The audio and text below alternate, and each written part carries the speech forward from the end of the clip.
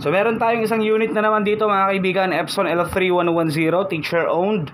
Kapag ka nagpa-power cleaning or nagki-cleaning daw siya mga kaibigan, no, walang nababawas na ink dito sa may tank. Kasi syempre alam naman daw niya na kapag mag-power cleaning mababawasan dapat ng ink yan. Which is true. Tama po yun, na kapag mag-power cleaning ka dapat marami o malaki yung mabawas dito. Yeah? Tama si teacher. So i-check natin. Actually ito naayos na natin and gusto ko lang i-share sa inyo mga kaibigan. Dahil in terms of print quality issue, hindi lang po print head ang pinag-uusapan natin. Gusto ko lang i-share mga kaibigan. Isa pa to sa mga rason kung bakit walang pumapasok na ink sa may print head. It's because of the purge unit natin. Yung purge unit kasi yan ang humihigop ng ink mula sa tank papunta sa may print head hanggang sa makarating dito sa may waste ink pad natin. And ipapakita ko sa inyo kung ano yung ginawa natin dito.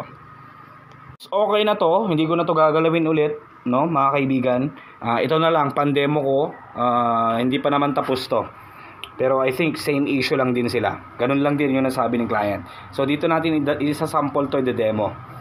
So dito tayo mga kaibigan, kasi nandito yung kanyang ink purge. Ganito po ang sample ng ink purge purge unit na meron tayo.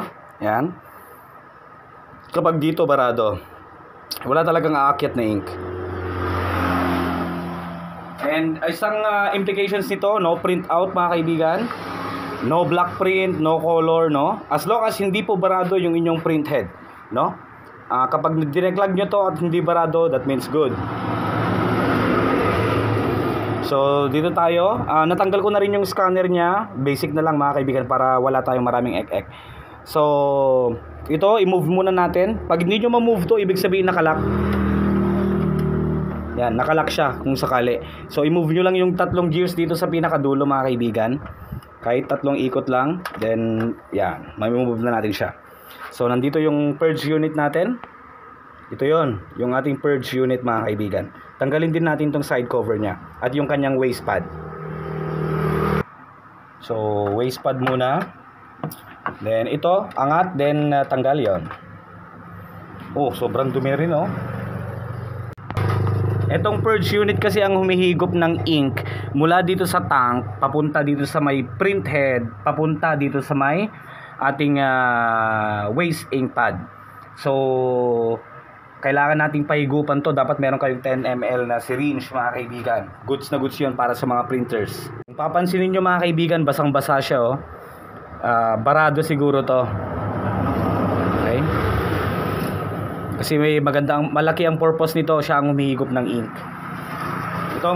Ito ang possible reason din. Aside from baradong printhead, yung super clogged na printhead mga kaibigan, isa rin to sa problema kung bakit, kung kahit nakailang power cleaning na kayo at walang nababawas na ink and wala pa ring improvement sa print quality dito, posibleng barado to mga kaibigan. So kuha lang kayo ng kahit na cotton, and then una natin punasan lang muna natin to. Yan. Wala, as in kumalat na rin siya dito mga kaibigan, no? Sa kanyang malapit sa waste pad. Yan. Pero saka natin linisan yan. So dito naman tayo sa hose. Ito na yung sinasabi natin. And ito yung syringe natin. Yan, baka barado. Lagay lang natin. And then mag-pump out tayo. Dapat hindi to lalaban mga kaibigan. Okay? Dapat malinis. Pag hinila, yun, medyo mahigpit siya. Bumabalik, barado. Ibig sabihin, barado. Yun. So okay na siya mga kaibigan. Higop pa. Marami din tayong nakuhang inko. Higop pa. Tapon natin to.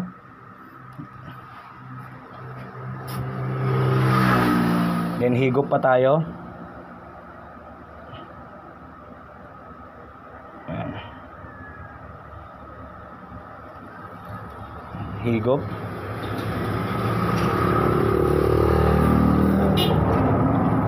So, dapat ganyan na siya mga kaibigan. Hindi na siya yung lalaban na babalik. Ibig sabihin nun barado yung ating purge unit. Dito yon mga kaibigan. Okay.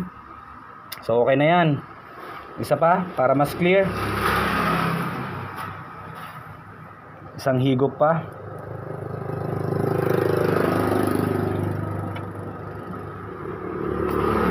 Yun. So hindi na siya pumapalag. Magaan na siya. Okay. And hope maayos na yan mga kaibigan. Balik lang natin to. Yan.